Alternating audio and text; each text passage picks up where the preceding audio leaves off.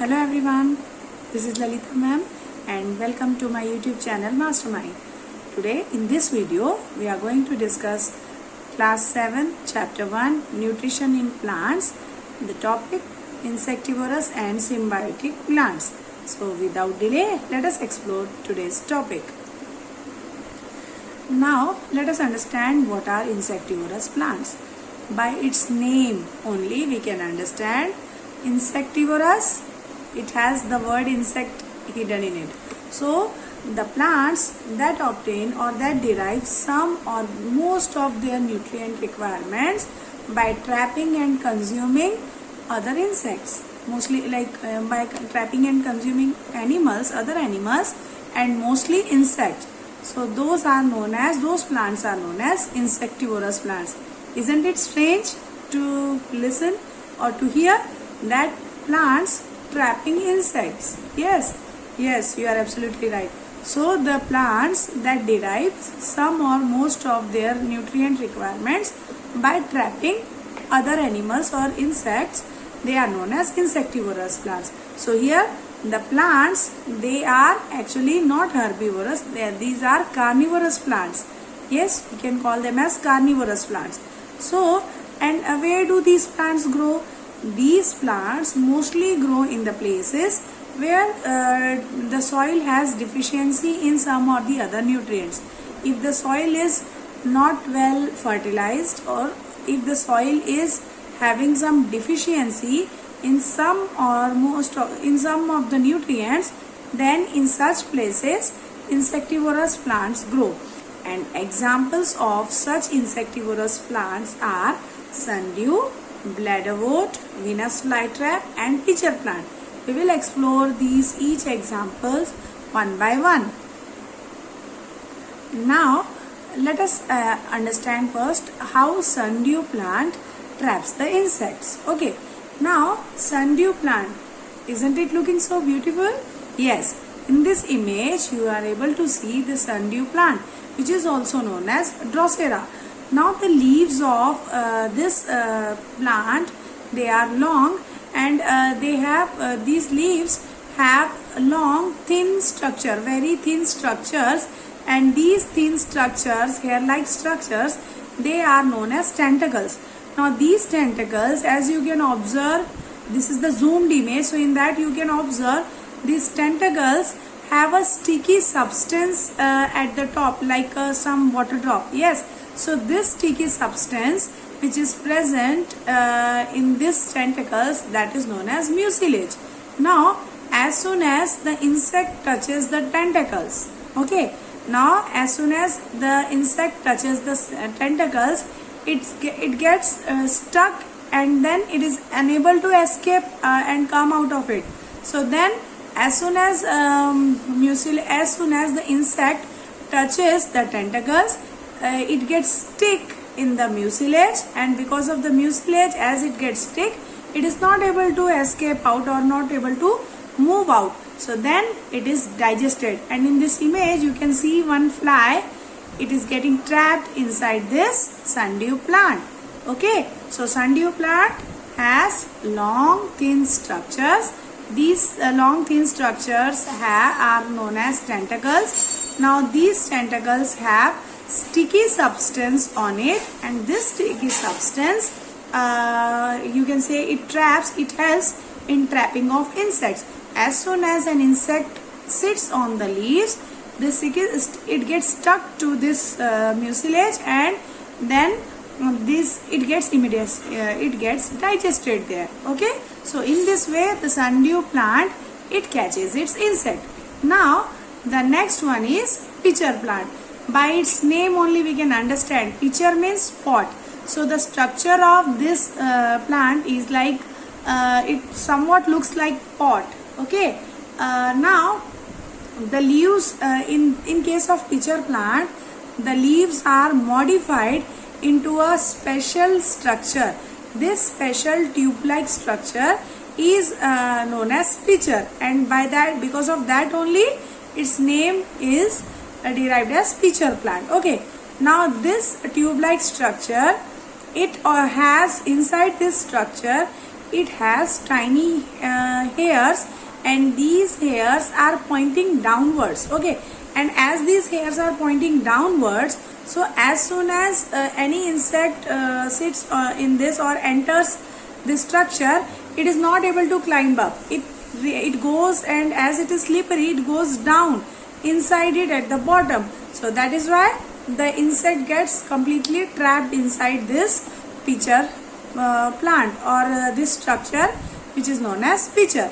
Now as the insect reaches the bottom, at bottom it has digestive juices, and these digestive juices or this digestive juice helps the pitcher plant to digest that insect which is trapped, and in this way it gets its nutrients from this insect. So this is about pitcher plant. Okay, we have discussed about sundew, and next we also discussed about pitcher plant. So now the next insectivorous plant is Venus flytrap. Now what is Venus flytrap? Okay, now in this Venus flytrap, like as in the previous pitcher plant, the leaves are modified into pitcher like structure. So here the leaves are modified in such a way that it gets closed and it can trap insects easily. So the leaves are modified to trap insects, and the inner surface in almost all the three examples, the inner surface plays an important role. Yes, now this inner surface of the leaves, it has short and stiff hair. Okay, whenever the insect touches, as soon as the insect touches the hair, it is so sensitive that the leaves close in less than a second. Like even like you imagine 1 second, less than 1 second. So as soon as any insect touches the hairs present on the leaves of this Venus flytrap plant, immediately it closes, it gets shut, and then it digests it, and then it obtains its nutrients from it. Okay, so this is about how Venus flytrap traps or consumes the insects in it. Okay, now the next one is bladderwort. Now this bladderwort, it has this word has come from the word bladder. Now bladder, it's a sac-like structure, okay, which stores something. Okay, like urinary bladder, it stores the urine. So in the same way, this bladderwort, this plant has slender leaves. Now this plant, it bears a very large number of sac-like structures, and these sac-like structures are very small. Okay, so these sac-like structures shape is like pear. Okay, how you might have seen pear, you know. So the shape of this sac-like structure is like a pear, and this sac-like structure, it acts as the trapping area which traps the insects into it. Now as soon as a small like insect enters it, then it gets trapped in this sac-like structure, and within a second it gets digested also. Okay, so it sucks in the insect. This sac sucks the insect inside it. It's like a bag-like structure, and as soon as insect enters in it, it is sucked inside it. Okay, so this is about bladderwort. This is the fourth example. Now this was about insectivorous plants. Now insectivorous plants also come under they also follow heterotrophic mode of nutrition, because they depend upon other organisms for their food or some nutrients. Now the next category of heterotrophic plants are symbiotic plants. Now what are symbiotic? Symbiotic, you can say that where there is a mutual sharing or where there is a mutual association between two or more organisms. Yes, when two or more organisms, or when we can say that here we can say specify that the plants that have an association with other organisms. Okay, the plant that lives in association with other organisms, for what it will depend on other, for what it will live in association with others, it will live in association with others for food and some other resources. Okay, so this relation is known as symbiosis, and these plants that live in association with another plants, these plants are known as symbiotic plants, and this relation between them, this relation is known as symbiosis. So examples of a symbiotic relationship is observed in lichen. Okay, now let us see how lichen shows symbiotic relationship. Now this image, in this image you can see this, it shows you the symbiotic relationship between lichen.